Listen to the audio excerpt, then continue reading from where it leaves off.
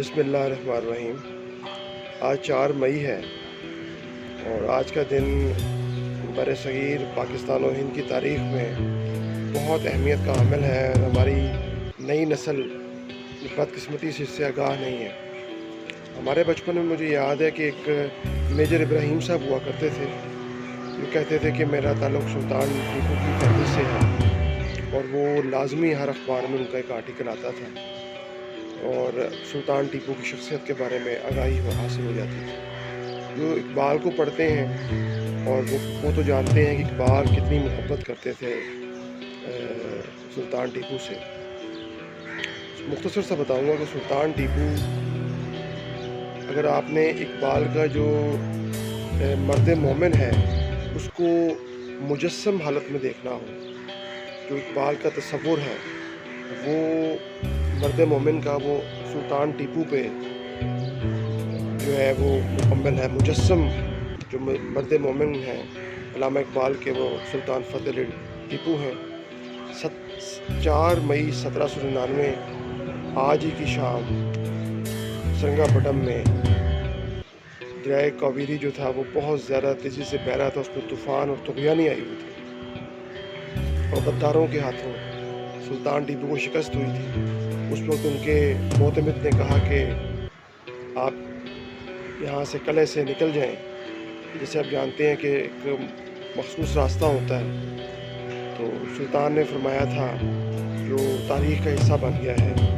کہ شیر کی ایک دن کی زندگی گیدڑ کی 100 سالہ زندگی سے بہتر۔ تو آپ کہہ سکتے ہیں کہ آج کا دن جو ہے اس نے ہندوستان کی تقدیر کا، اس کے مقدر کا فیصلہ کر دیا تھا، اور آج کے دن 4 مئی 1799 سلطان ٹیپو کی شہادت ہوئی تھی، اور ان کی مغرب کے ٹائم جب ڈیڈ باڈی دیکھی تو انگریز جنرل جو تھا ہیرس، اس نے کہا تھا، اس نے پہلے سلطان کی میت کو سلوٹ کیا اور نعرہ لگایا کہ آج سے ہندوستان ہمارا ہے۔ اور اس کے صرف 4 سال بعد 1803 میں شاہ عالم جو مغل ایمپرر تھا، اس نے ایسٹ انڈیا کمپنی کے زیر سایہ رہنا قبول کر لیا، اور ایکچولی بر صغیر پاکستان و ہند سے مسلمانوں کی حکومت کا اس دن ہی خاتمہ ہو گیا تھا۔ اس سلسلہ رینگتا رہا 1857 تک، لیکن ایکچولی 1803 میں جب مغل شہنشاہ سرنڈر کر گئے تھے انگریز اپنا ایسٹ انڈیا کمپنی کے سامنے، تو ختم ہو چکا تھا مسلم اقتدار کا۔ اور 1799 4 مئی آج کی تاریخ ہمارے اسٹوڈنٹس یاد رکھیں کہ سلطان ٹیپو شہید ہوئے تھے، تو جنرل ہیرس نے جو کہا تھا آج سے ہندوستان ہمارا ہے، اس نے ایسے نہیں کہا تھا، اسے پتا تھا یہ لاسٹ آخری چٹان تھی، یہ جو فتح علی ٹیپو تھے، اور اب کوئی ہندوستان میں ہمارا مقابلہ کرنے والا نہیں رہا۔ اس کا یہ خیال درست ثابت ہوا، اور سلطان کی شہادت جب ہوئی تو ان کی ان کی جو ڈیڈ باڈی ہے اس کے پاس جانے سے لوگ ڈر رہے تھے، کہ ان کے چہرے پہ ایک تبسم تھا، اور ان کی تلوار کے ساتھ انہوں نے مضبوطی سے پکڑا ہوا تھا۔ ڈرتے ڈرتے جب گئے تو نبض چیک کی تو سلطان شہادت پا چکے تھے، اور انہوں نے جب کلیئر کیا اس نے کہ سلطان دنیا میں نہیں ہے،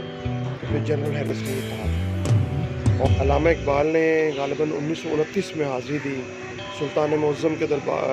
مزار پہ۔ 1 گھنٹہ تک وہ اکیلے تھے، تنہا تھے، اور سلطان معظم کو، ان کے قرب کو محسوس کر رہے تھے اور رو رہے تھے۔ تو بہت محبت کرتے تھے حضرت علامہ اقبال جناب سلطان معظم سے۔